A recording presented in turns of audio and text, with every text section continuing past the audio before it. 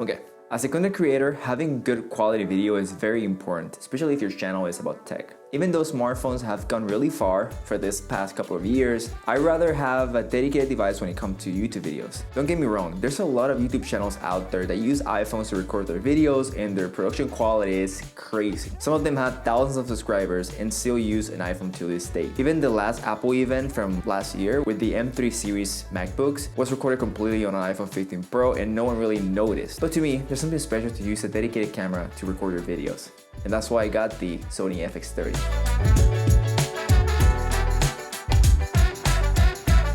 I'm not a camera expert in any way, but I fell in love with taking photos and videos with my previous Sony A7C.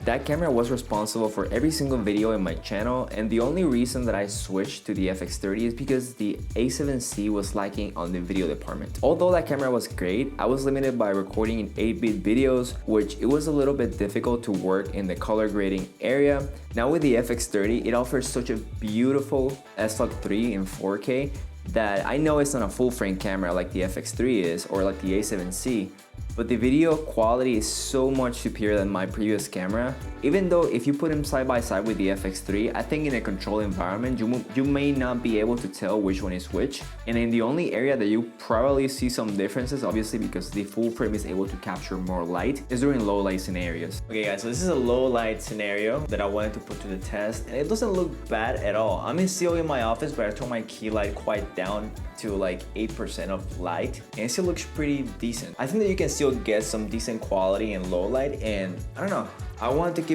put it to the test. I'm here editing, so you can see just a little break from the video. Like and subscribe. We're almost at 500, and you know, at the end of the year we're looking to hit 1,000, and I know that we'll be able to hit it. And yeah, just enjoy the rest of the video. Although I see some people using the FX30 in low light and it doesn't look bad at all. I mean, obviously it has some limitations, but it still can be a viable option in my opinion. The FX30 for Sony calls the entry level cinema, and in my opinion it's definitely the best camera for YouTube videos, especially if you are looking to get something under $2,000. Unfortunately, the FX30 doesn't have a mechanical shutter like the A7C had, but if you get this camera and you think of just using it for thumbnails and some well-lit area for pictures, I think you probably get good use of it. But it's important to understand that this camera is about 90% video, 10% photo, or maybe 80-20, but yeah, majority of the camera is focused on video. But as I said before, there's multiple comparisons online about the FX30, the A7 IV, and other cameras in the same league, taking pictures on really cool scenarios, and it's really difficult to see the differences. But if you get it and you use it for occasional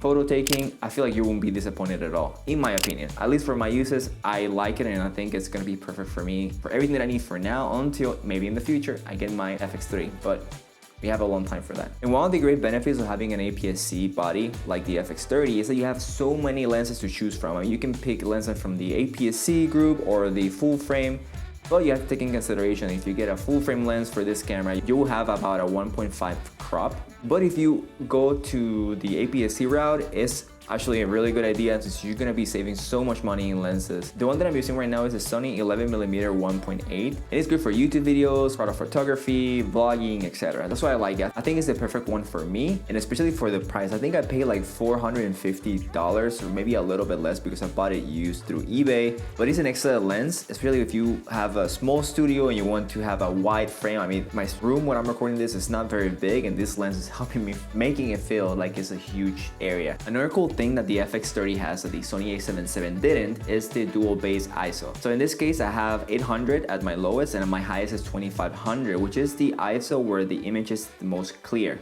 But if you record your videos in a controlled scenario like me in my office, I have a key light over here.